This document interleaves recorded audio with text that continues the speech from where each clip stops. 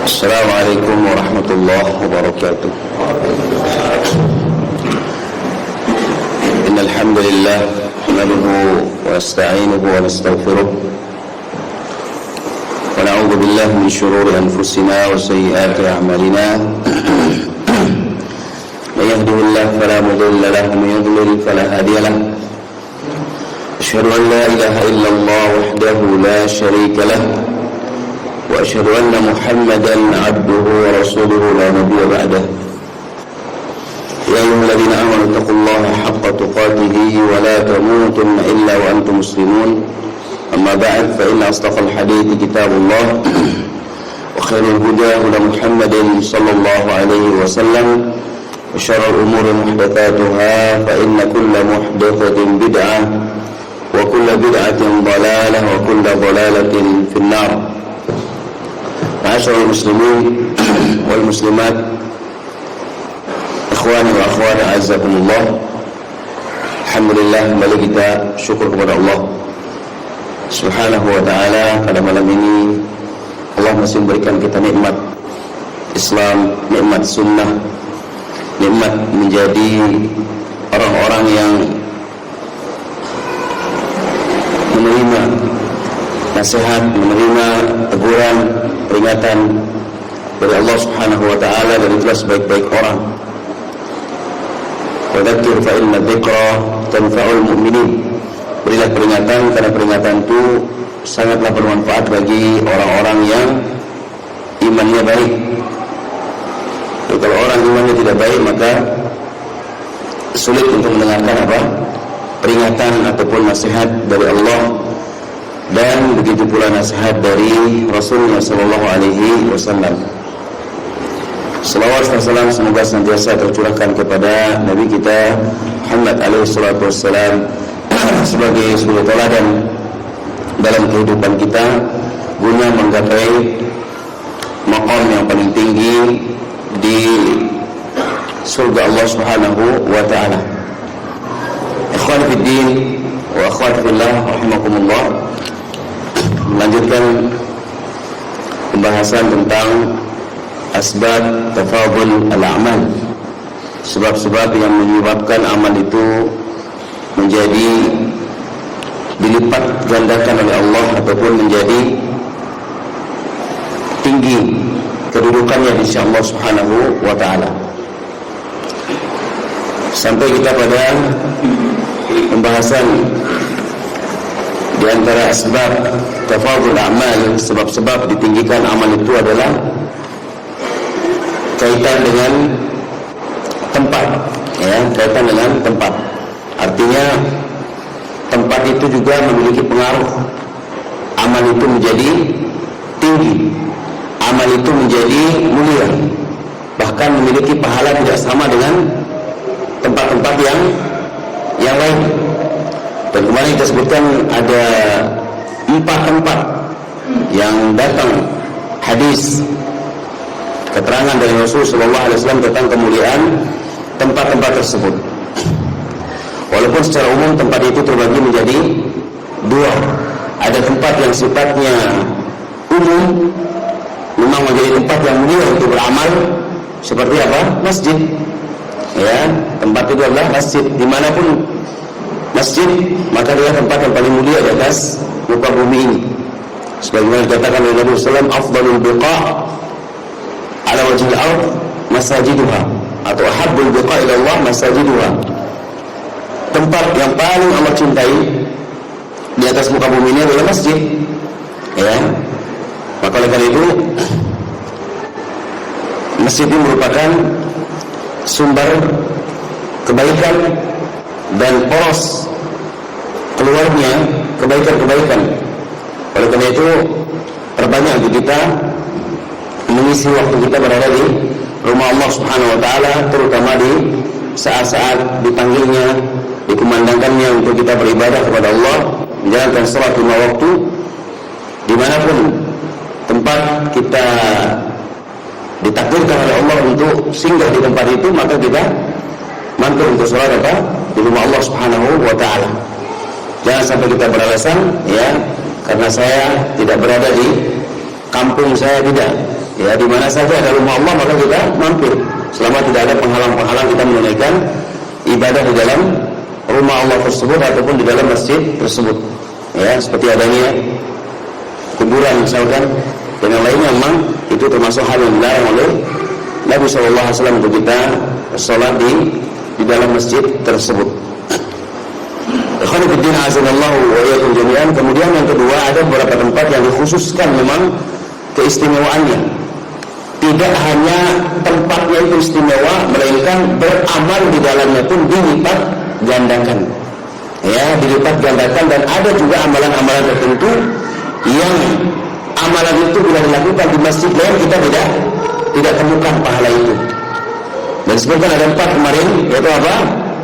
Masjid Al-Haram Al-Makki, Masjidil Haram yang ada di kota Mekah, yang ada Ka'bahnya, ya, yang ada Ka'bahnya. Sekali lagi, Masjid Al-Haram yang ada Ka'bahnya. Adapun Masjid Al-Haram yang ada di Mekah pada umumnya tidak memiliki keistimewaan seperti yang ada di Masjidil Haram yang ada Ka'bahnya. Karena di sekitaran Al-Haram itu juga banyak masjid. Ya, banyak masjid. Ya, kalau jemaah yang pernah umrah, itu di sekitar hotel juga ada masjid. Ya, keluar kita di Masjidil Haram pun di beberapa daerah atau beberapa wilayah di situ ada juga apa? Masjid yang dibangun oleh para pemukim-pemukim yang ada di sana.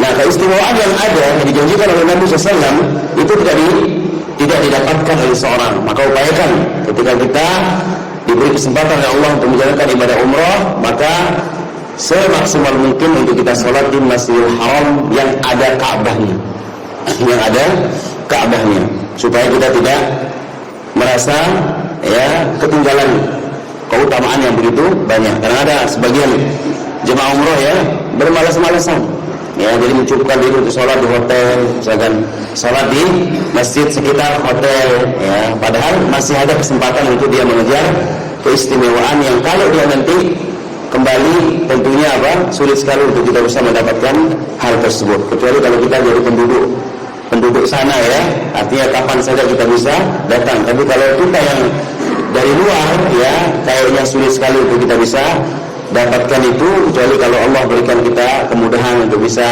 melaksanakan ibadah umrah atau yang semisalnya. Kemudian yang kedua adalah Masjid An-Nabawi. An-Nabawi, Masjidil Haram An-Nabawi, ya, Masjidil Haram yang kedua yang ada di kota Madinah. Masjid yang dibangun oleh Nabi SAW yang menjadi pusat penyebaran Islam, ya, dan pusat pengokohan Islam, ya, terutama bagi kaum muhajirin, ya, kaum muhajirin yang hijrah dari kota Mekah menuju kota Al-Madinah. Kemudian yang ketiga yaitu Masjid Al-Aqsa, ya, yang ada di bumi Syam atau di bumi Palestina. Ya, maka ini juga merupakan masjid yang memiliki keistimewaan yang tidak ditemukan di masjid-masjid yang lain. Kemudian yang terakhir yaitu Masjid Quba, ya, Masjid Quba yang disebutkan oleh Nabi SAW, barang siapa yang keluar dari rumahnya kemudian menuju ke Masjid Quba yang ada di kota Madinah, ya, yusalli fihi kana ka'adil umrah, lalu dia melaksanakan salat 2 rakaat di dalamnya, maka pahala salatnya itu seperti umrah. Dan itu berulang, ya, setiap kali kita seperti itu maka kita dapatkan pahala itu. Oleh karena itu, ya, bagi siapapun yang diberikan kesempatan oleh Allah untuk bisa meluangkan waktu, maka tentu dia luangkan waktunya untuk datang ke Masjid Al-Quba, ya, melaksanakan salat. Kan tapi para ulama mengatakan jangan sampai juga kita mengejar pahala umrah tersebut tapi kita luput salat jamaah 5 waktu di mana? Di Masjid An-Nabawi.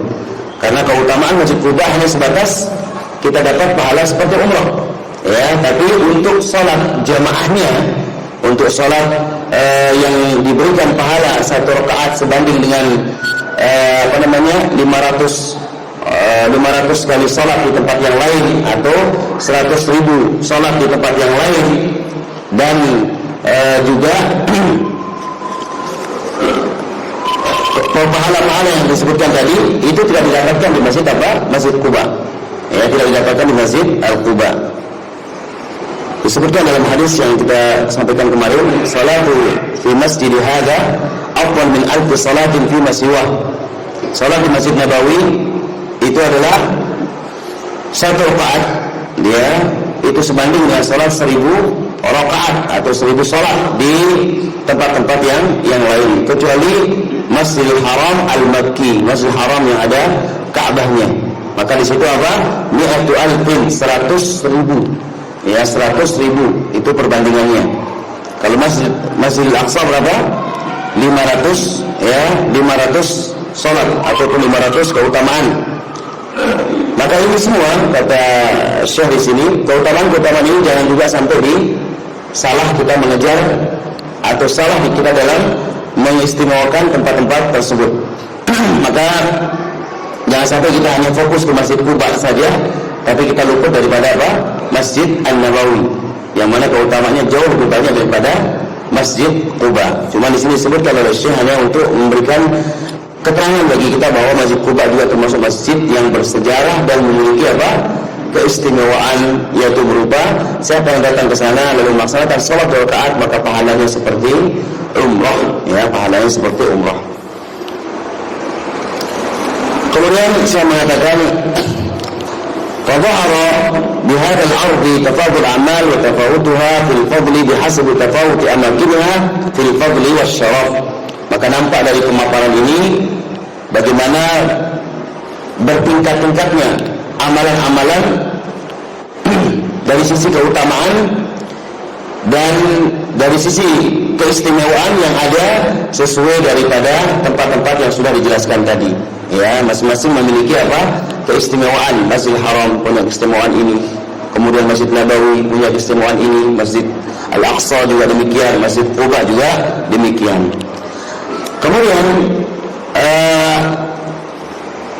wa kalamu ahlul ilmi yaqulun anna at-tafadul bi'tibari al-amakin yahsulu bi ahadi thalathati awjuh min awjuh at-tafadul. Ulama menjelaskan bahwasanya keistimewaan dari tempat-tempat yang disebutkan tadi, ya, itu hanya dapat diperoleh, ya, disebabkan 3 sisi keutamaan ataupun sisi yang ada. Sisi yang pertama, mudha'afatul amal nafsihi ila adha'atin katsirah kama mudha'afatus salat fil Masjidil Haram wal Masjid Nabawi ala salati fi ghairihi min al-masajid. Keutamaan beramal di 4 tempat tadi, ya, 2 tempat itu diistimewakan oleh Allah Subhanahu wa taala dengan dilipat gandakan. Dan penglipatan ganda ini tidak ditemukan di masjid-masjid yang lain. Ya, jadi disebutkan secara khusus, ya, kelipatan didapatkan oleh seorang itu hanya di Masjid Haram Mekah dan Masjid An-Nabawi yang ada di Madinah.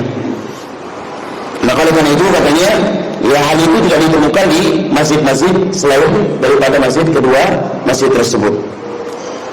Ala tafawut fi qadri mudha'afa bainahuma wa ka mudha'afati salat fi umum masajid ala salat fil bait bi 50 wa 20 dhifan. Sebagaimana kita mengatakan orang salat di masjid berjamaah itu lebih utama daripada salat di rumah. Ya, maka sisi keutamaannya itu pertama dari sisi kelipatan. Nah, ini jadi sisi kenapa masjid-masjid ini memiliki keutamaan, ya, karena memang di situ ada kelipatan yang didapatkan oleh seseorang.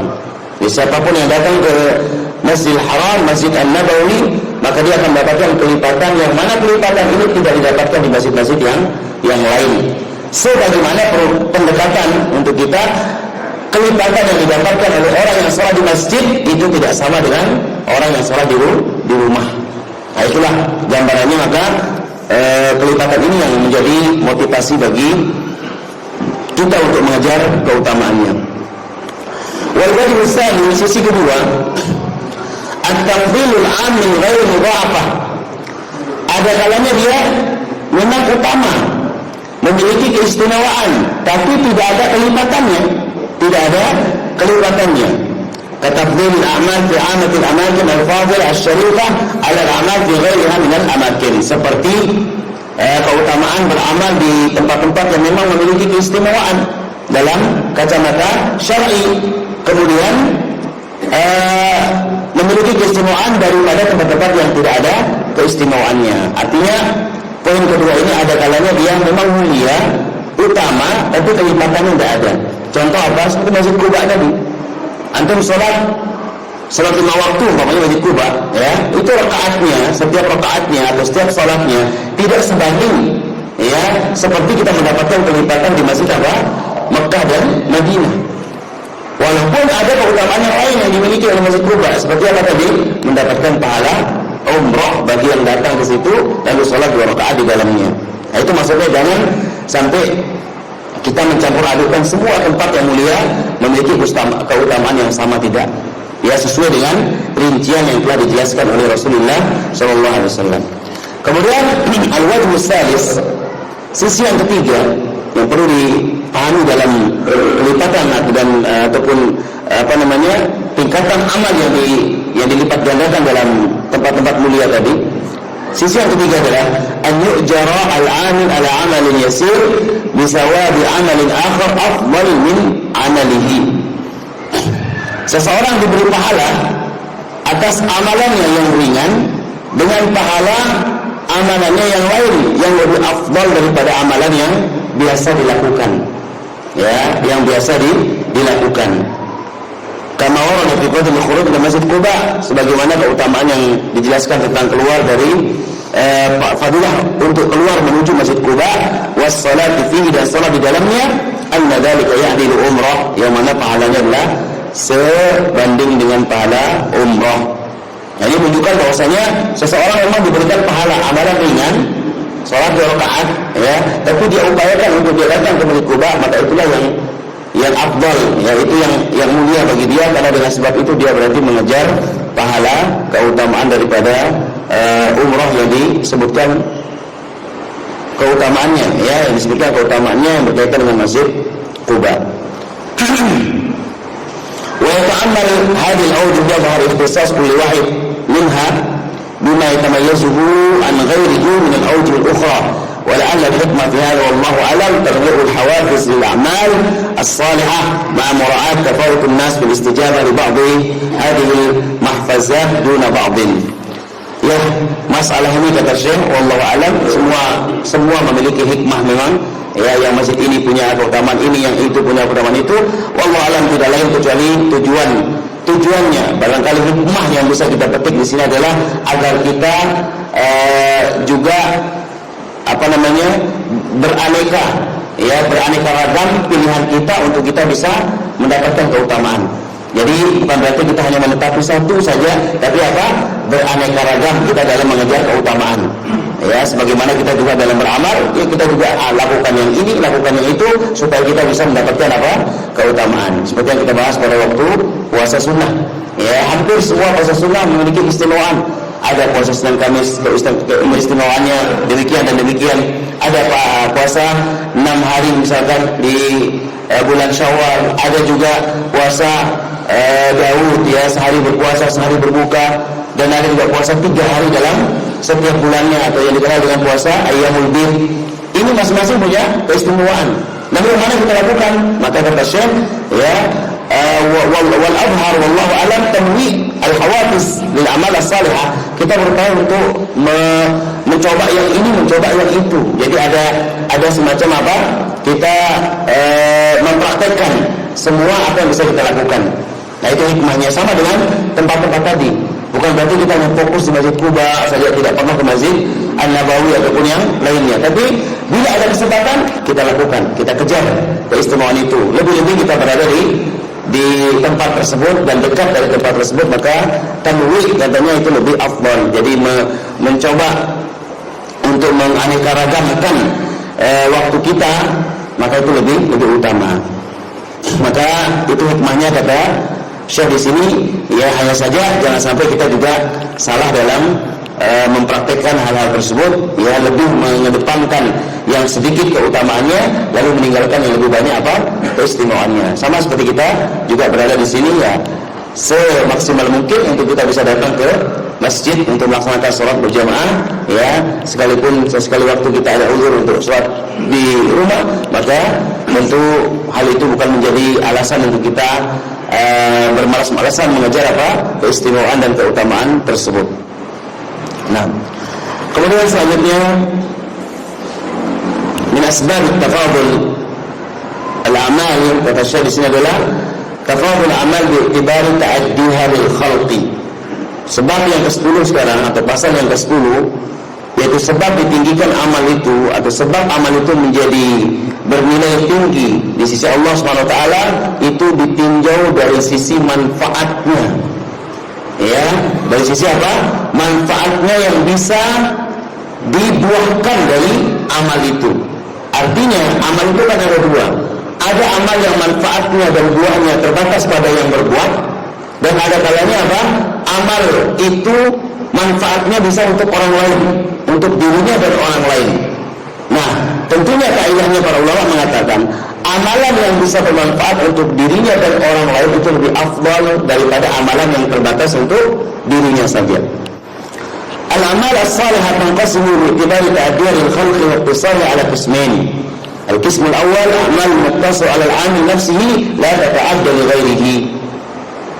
Ya, seperti penjelasan saya tadi, bahwa amal salihah, amal-amal yang baik itu terbagi menjadi dua dari sisi manfaatnya untuk manusia, dan keterbatasan manfaat itu, ya, bagi yang beramal itu terbagi menjadi dua.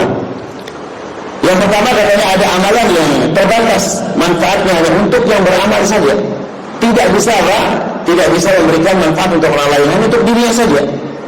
Wa hiya sa'il ibadat allati taqarrabu biha al-ibadu ila rabbihim fima bainahum wa bainahu min ghairi an tata'allaq bil makhluq. Dan itulah kebanyakan ibadah yang kita lakukan, yang mana seorang hamba mendekatkan diri dengan ibadah-ibadah itu kepada Allah, antara dia dengan Allah Subhanahu wa taala tanpa ada kaitan dengan makhluk sedikit pun. Contoh apa? Ya, kita sholat. Ya, sholat ini kan untuk diri kita, bukan untuk orang lain.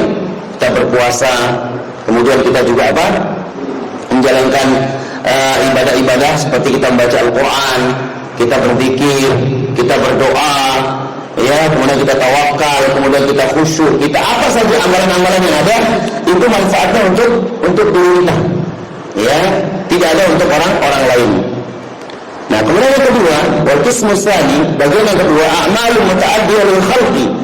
Yang kedua itu ada kalanya amalan itu bisa bermanfaat atau bisa memberikan pengaruh kepada orang lain. Wa hiya kullu al-a'mal allati yata'adda naf'uha lil makhluqin wa tatahaqqaqu biha masalihuhum ad-diniyah wa dunyawiyah. Yaitu amalan yang mana manfaatnya dirasakan oleh makhluk-makhluk yang lain. Ya, dan ini juga dikenal dengan amal apa? Jariyah. Ya, amal jariyah, amal yang terus mengalir manfaatnya untuk orang lain. Seperti seorang beramal dengan hartanya membangun masjid, ya, rumah Allah misalkan. Maka ini manfaatnya bukan untuk dia saja. Mungkin dia sholat di situ, manfaat kembali ke dia. Tapi di sisi lain juga orang lain mengambil apa? Manfaat darinya. Orang bisa sholat di situ, orang bisa menjalankan ibadah di situ, orang bisa menyebarkan Islam di situ, orang bisa berbuat kebaikan-kebaikan yang tidak bisa kita hitung satu persatu. Intinya orang lain bisa mengambil manfaat darinya. Dakwah juga demikian. Dakwah ini manfaat untuk dia, iya. Dia mengingatkan dirinya, gitu kan? Kemudian juga menasihati dirinya, itu dakwah. Tapi ternyata dakwah itu juga manfaatnya untuk orang lain. Ya, bagaimana orang bisa mengambil nasihat darinya, orang bisa bertaubat dengan sebab dia mendengarkan dakwahnya, orang bisa meninggalkan perbuatan haram karena dengan sebab mendengarkan apa? Dakwahnya dia. Berarti dakwah ini juga manfaatnya bukan hanya untuk dirinya, tapi untuk orang lain. Kemudian waqad qarrara ulama al-muhaqqiqun fi abwab al-mufadalah bain al-amal as-salih tafdhil al-amal al-muta'addiyah al-qasirah wa dhalika lima yahsul bil amal al-muta'addiyah min umum an-naf' lil khalqi wa tahaqquq al-masalih allati la yaqumu amru ad-din wa la yasluhu hal ad-dunya illa biha. Dan jelas dari penjelasan para ulama bahwasanya menimbang antara amalan yang manfaatnya kembali kepada dirinya saja dengan manfaatnya kembali kepada orang lain, jauh amalan yang manfaatnya untuk orang lain itu lebih lebih apa? Lebih utama dibanding amalan yang hanya terbatas manfaatnya tulak pipa diri mesa. Ya, tulak pipa diri mesa. Maka amalan saat bermanfaat untuk diri dan untuk orang lain jauh lebih utama, lebih afdal para jemaah ketimbang amalan saat kembali pipa diri mesa. وقد استدلوا لذلك بعامة النصوص التي دلت على تفضيل أعمال المتأدي والترغيب فيها والثناء على أهلها. Dan dalil-dalil banyak sekali yang menjelaskan tentang keistimewaan amalan itu kalau manfaatnya untuk orang lain itu lebih utama daripada amalan yang kembali untuk dirinya saja. Dalilnya mana? Di antaranya yang pertama adalah firman Allah dalam surat Al-Imran ayat 110. Kuntum khaira ummatin ukhrijat linnas ta'muruna bil ma'ruf wa tanhauna 'anil munkar. Kalian itu adalah sebaik-baik umat kata Allah, yaitu para sahabat Nabi sallallahu alaihi wasallam. Kalian itu sebaik-baik umat. Kenapa? Ya, kalian dikeluarkan untuk manusia. Kemudian dikeluarkan bukan untuk sekedar bermain-main, bersendau gurau dan lain sebagainya, berlelah-lelah untuk mencari dunia semata, tidak. Tapi lihat, yang menyebabkan mereka baik, menyebabkan mereka mulia dan mendapatkan pujian dari Allah, ta'muruna bil ma'ruf. Mengingatkan orang kepada kebaikan, mengajak orang kepada kebaikan. Dan sekali lagi, ta'muruna bil ma'ruf para jemaah tidak mesti dakwah dengan lisan. Ya, karena ta'muruna bil ma'ruf itu bisa saja orang berdakwah dengan hartanya, berdakwah dengan ya amal perbuatannya, ya lisanul hal, artinya perbuatan yang dengan perbuatan itu orang bisa meniru dia, orang bisa terpanggil, termotivasi karena sebab dia menjadi orang perintis utama, penggerak utama, pelopor utama dalam kebaikan, akhirnya orang lain mengikuti dia. Jadi ta'muruna bil ma'ruf ya tidak hanya terbatas orang yang hanya bisa berdakwah dengan lisannya, menceramahi orang, ya, mengisi pengajian atau tausiah, tidak. Apa saja yang bisa kita lakukan dengan tujuan untuk menggiring orang kepada ma'ruf, silakan kita ambil bagian darinya. Ya, makanya dakwah itu tidak terbatas dengan lisan, tapi ada kalanya dakwah bil mal, kata ulama, dakwah dengan hartanya. Bagaimana dengan dakwah dengan hartanya? Dia berarti apa? Membelanjakan hartanya di jalan Allah. Dia membantu sarana-sarana dakwah, membantu penyebaran Islam ini, membantu bagaimana orang bisa menuntut ilmu agama ini. Itu kan dakwah dengan apa? Dengan harta. Ya, dan tidak semua orang juga diberikan kemudahan untuk dakwah dengan apa? Dengan lisan. Tidak semua orang diberikan kecakapan, kepandaian oleh Allah untuk bisa berdakwah dengan apa? Dengan lisan. Maka silakan yang tidak bisa berdakwah dengan lisan, dia berdakwah dengan apa? Dengan hartanya. Ya. Kemudian akan haula 'anil munkar. Dan sifat yang kedua mereka baik kata Allah karena sebab mereka mencegah kemungkaran. Ya, mencegah juga demikian para jemaah sekalian, tidak mesti mencegah ya dengan cegahan yang berupa kekerasan saja, tidak. Mengingatkan orang, membendung kemungkaran itu sebelum terjadinya, itu termasuk tanhauna 'anil munkar.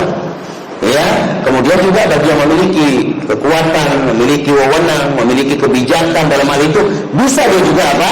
Mengingkari kemungkaran pada saat terjadinya apa? Kemungkaran itu. Makanya Nabi SAW menyebutkan dalam sebuah hadis, "Man ra'a minkum munkaran falyughayyirhu bi yadihi." Siapa yang melihat kemungkaran di antara kalian, cegah dia dengan tangannya. Tangan itu bisa kekuatan, tangan ini bisa kebijakan, bisa wewenang dan semisalnya. Itu tangan, bisa kekuatan hukum, semuanya tangan. Ya, sekarang siapa melihat kemungkaran, ya bisa dilakukan kekuatan yang ada. Tapi tidak semua orang diberikan kekuatan para jemaah sekalian. Ya, pemerintah kita diberikan kekuatan, punya wewenang. Ada kemungkaran, tinggal dia tutup, selesai perkara, tidak ada orang bisa membantah. Ya, ini kebijakan pemerintah, ini kebijakan apa? Penguasa, selesai. Ya, ada yang bisa mau obrak-abrik pemerintah, tidak ada. Itu wewenang dia. Tinggal dia tutup, tinggal dia sudah membuatkan surat apa? Surat kebijakan ini dan itu, selesai perkara. Itu punya kekuatan dengan tangannya. Ada juga ya kekuatan dengan tangannya seperti apa? Orang tua ketika mencegah kemungkaran yang terjadi pada orang-orang di bawahnya dia, seperti anaknya, istrinya dan sebagainya, cegah. Ya, dia punya kekuatan sesuai dengan aturan juga dalam agama kita. Ya, sesuai dengan aturan dalam agama kita, bukan berarti kita semata-mata juga apa? Mengedepankan apa? Kekerasan ataupun fisik semata, tapi kita mencegahnya juga dengan sesuai dengan maslahat yang ada. Artinya dia punya hak untuk mencegah tidak. Jangan. Ya, ketika ada kemungkaran, dia punya hak. Kemudian yang kedua, kata Nabi SAW, fa'ilam yastati' fa bilisan. Kalau dia tidak mampu dengan tangannya karena dia bukan penguasa, dia juga bukan orang yang memiliki kedudukan di mata orang-orang yang bisa diingkari kemungkaran yang dilakukan itu, ya silahkan dia ingkari dengan lisannya, nasihati, tegur dia, ya, diingatkan, diceramahi, disampaikan, ya, diberikan wejangan ataupun siraman rohani. Kalau didengar, alhamdulillah. Kalau enggak, maka apa? Kita berlepas tanggung jawab di hadapan Allah kalau suatu saat nanti kita akan ditanya oleh Allah Subhanahu wa taala terhadap apa? Kemungkaran mereka. Itu pun dengan catatan kita melihat kemungkaran itu bukan sebatas isu, bukan sebatas apa? Cerita, ya, apalagi ini kabarnya tidak jelas. Kemudian yang ketiga kata Nabi fa'ilam yastati' fa biqalbihi. Kalau juga tetap kita tidak mampu ketika melihat kemungkaran untuk mengingkari dengan tangan, tidak mampu, dengan lisan juga kita tidak mampu, misalkan karena banyak faktor yang menyebabkan tidak bisanya kita. Paling tidak kita mengingkari dengan hati. Ya, bagaimana mengingkari hati? Kita benci terhadap apa? Kemungkaran itu. Kita betul-betul sakit hati melihat kemungkaran itu. Ya, sembari berdoa kepada Allah semoga Allah berikan petunjuk kepada mereka. Sembari kita berdoa semoga Allah tunjuki apa? Tunjukkan ke mereka jalan yang lurus. Ya, sakit hatinya kita bukan berarti menyimpan dendam, tidak. Tapi sakit hatinya kita terhadap kemungkaran itu suatu hal yang mulia. Itu tanda keimanan para jemaah. Tapi kalau kita juga senang-senang aja yang kemaksiatan itu bahaya. Ini hati kita berarti apa? Ya bermasalah juga. Hati kita sedang sakit. Tapi kalau kita benci melihat kemungkaran itu tanda apa? Tanda keimanan pada diri kita. Cuman kebencian itu bukan berarti kita menyimpan hasad, menyimpan dendam, tidak. Tapi murni hanya kepada kemaksiatan yang terjadi. Sehingga dengan sakit hatinya kita melihat kemungkaran itu, kita masih mengirimkan doa untuk mereka. Ini yang salah dipahami oleh sebagian orang. Dikiranya kita ingkari dengan hati, artinya sakit hati. Sakit hatinya itu akhirnya sakit hati kepada apa? Orangnya juga. Sakit hati kepada hal-hal yang lain yang tidak ada sakit tahu dengan kemungkaran itu.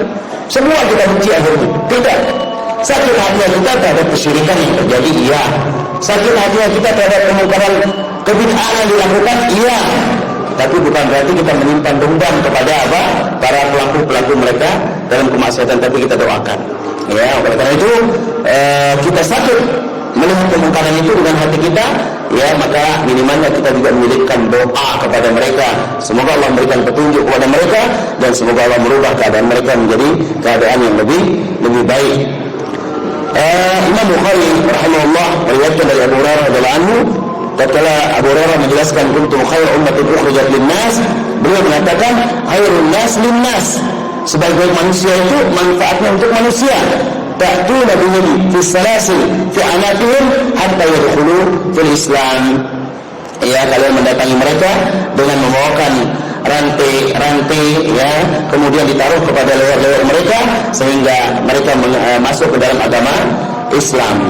Itu yang disebutkan oleh Abu Hurairah radhiyallahu ta'ala anhu. Kemudian Imam Ibnu Katsir rahimahullah menyebutkan penafsiran ini juga dari sahabat Ibnu Abbas wa Mujahid wa Atiyah wa Ikrimah wa Atha wa Rabi' bin Anas. Makna dari kuntum khairu ummatin ukhrijat lin-nas adalah khairun nas lin-nas, artinya sebaik-baik manusia itu yang berguna untuk manusia yang lain. Wal makna annahum khairul umam wa anfa'un nas, ya, maknanya adalah mereka sebaik-baik umat dan umat yang paling bermanfaat, ya, umat yang paling bermanfaat. Oleh karena itu juga Allah mengingatkan dalam Al-Quran, wa man ahsanu qawlan mimman da'a ila Allah wa 'amila salihan wa qala innani minal muslimin. Siapa lagi orang yang paling baik perkataannya dibanding orang-orang yang menyeru ke jalan Allah, berdakwah, mengingatkan manusia kepada kebaikan dan beramal saleh, ya, beramal saleh. Salah satunya apa? Mencegah kemungkaran, mengingkari kemungkaran. Kemudian dia bersaksi bahwasanya sungguhnya saya tergolong orang-orang yang muslim. Nah, kemudian Imam Al-Hasan Al-Basri tatkala membaca firman Allah, "Wa man ahsanu qawlan mimman da'a ila Allah", beliau mengatakan, "Hada habibullah", ini ciri-ciri apa? Kekasihnya Allah. "Wa hada waliyullah", ini ciri-cirinya wali Allah ini, yang sibuk dengan dakwah, sibuk mengajak orang kepada kebaikan, sibuk mencegah kemungkaran, sibuk memberikan contoh dari teladan. agar umat ini beramal kebaikan. Wa hadza safatullah, ini ciri-ciri apa? Pilihannya Allah Subhanahu wa taala. Wa hadza khiyaratullah, dan ini juga ciri-ciri orang-orang yang paling dekat dengan Allah Subhanahu wa taala. Hadza ahabbul khalqi illa Allah, ini manusia yang paling dicintai oleh Allah Subhanahu wa taala. Ajaballahu fi da'watihi, Allah pasti akan mengijabahi permintaan-permintaannya. Wa da'an nas ila ma ajaballahu fihi min da'watihi, ya, dan dia telah mengajak manusia kepada apa-apa yang Allah akan mengijabahi dia dari doanya. Makanya hati-hati para jemaah sekalian, ya, kita dari para ulama kita hati-hati, jangan kita sembarangan juga mencaci maki para ustaz, para ulama, orang-orang yang menyuruh pada kebaikan, karena sekali mereka berdoa waliyadzubillah, maka Allah akan ijabahi apa? Doa mereka. Ya, maka kalau kita diajak kepada kebaikan, kita diingatkan kepada kebaikan dan diingatkan dari kemungkaran, maka kita berusaha untuk mengkaji, berusaha untuk mendengarkan dengan baik. Bila itu kebaikan kita amalkan, bila itu keburukan kita berusaha untuk meninggalkan. Jangan justru kita apa? Menjadikan apa yang didakwahkan, diajaknya kita kepada kebaikan, lalu kita jadikan sebagai bahan olok-olokan, ya. Maka kata Imam Al-Hasan Al-Basri di sini, mereka adalah orang-orang yang akan diijabahi doa-doa mereka, seruan-seruan mereka, karena mereka telah mengajak manusia kepada panggilan-panggilan Allah. Wa amila salihan fi ijabatihi, dan dia juga telah beramal saleh dalam mengijabahi panggilan Allah. Wa qala innani minal muslimin, bahkan dia dengan tegas bersaksi, sesungguhnya aku tergolong orang muslim. Hada khalifatullah, inilah akan menjadi khalifahnya Allah di atas muka bumi ini. Nah, itulah para jemaah sekalian beberapa dalil dari Al-Quran yang menjelaskan tentang bahwa amalan yang manfaatnya kembali kepada orang lain, ya, tidak sebatas kepada dirinya, itu jauh lebih utama daripada amalan yang hanya terbatas manfaatnya untuk dirinya sendiri. Nah, kita berusaha mengumpulkan dua kebaikan ini. Perbanyak kita beramal juga untuk diri kita, dan di sisi lain jangan lupakan juga amalan-amalan yang manfaatnya kembali kepada apa? Kepada orang lain juga. Ya, jangan sampai kita hanya merasa cukup dengan amal diri kita saja, tidak. Lalu kita membuang amalan-amalan yang terkadang amalan itu tidak kita rasakan ternyata manfaatnya kembali kepada apa? Makhluk Allah ataupun manusia pada umumnya, bukan hanya kepada diri kita sendiri. Apa yang bisa kita lakukan dari ilmu kita, dari harta kita, dari kekuatan fisik kita yang bisa membuahkan manfaat untuk orang lain, itu kita lakukan, karena itu sebab ditinggikannya amal kita di sisi Allah Subhanahu wa taala akan menjadi jariah bagi kita, ya. Dan Nabi juga mengingatkan apa? Khairukum anfa'ukum linnas, sebaik-baik kalian adalah yang paling berguna dan bermanfaat untuk orang lain, ya. Maka semua kita berlomba-lomba para jemaah sekalian untuk memberikan atau untuk berkontribusi, memberikan sumbangsih dalam kita beramal agar amal kita ini menyebar luas, tidak hanya untuk diri kita, tapi manfaatnya juga untuk orang lain, terutama dakwah, ya, terutama penyebaran dakwah yang mulia ini dengan segala sisi dan segala aspek yang ada. Mana yang bisa kita ambil bagian darinya, insya Allah kita akan mendapatkan manfaat darinya. Rasulullah bersabda, ad-dalu 'alal khairi kafa'ilih, orang yang menunjukkan kepada kebaikan maka pahalanya seperti orang yang mendapatkan petunjuk dari apa yang kita tunjukkan tersebut, atau seperti orang yang berbuat. Kita mengajak orang sholat, kita mengajak orang untuk mengaji, kita mengajak orang untuk kembali kepada sunnah, kita mengajak orang untuk mengamalkan sunnah-sunnah Nabi yang mulia yang sebelumnya mungkin dia tidak tahu. Ketika dia beramal, Masya Allah, pahalanya ini tidak hanya cukup kepada si yang beramal, tapi manfaatnya kembali kepada orang yang pertama kali juga mengingatkan dia. Oleh karena itu, manusia yang paling banyak pahalanya siapa? Rasulullah. Ya, Rasulullah SAW. Kenapa? Karena semua kebaikan dari Islam itu siapa pertama kali mengajarkan? Rasulullah SAW. Ya, tidak ada satu amalan yang tertinggal dan tidak ada satu larangan yang berbahaya kecuali Nabi telah ingatkan, dan tidak ada amalan yang mengeluarkan kita masuk surga kecuali Nabi sudah ajarkan. Sehingga ulama mengatakan manusia yang paling banyak pahalanya dan tidak pernah putus pahalanya sampai hari kiamat siapa? Rasulullah SAW, kemudian para sahabatnya. Karena apa? Karena dari mereka kita mengenal Islam, dari Rasulullah dan para sahabatnya kita mengenal amalan-amalan yang mengantarkan kita kepada surga Allah, dan juga larangan-larangan barang yang menyebabkan kita dijauhkan dari siksa Allah Subhanahu wa taala. Maka mari para jemaah sekalian, kita terus menuntut ilmu agar kita mengetahui amalan-amalan mana saja yang jariyah, yang terus pahalanya mengalir kepada orang yang beramal dan juga manfaatnya kembali kepada orang lain.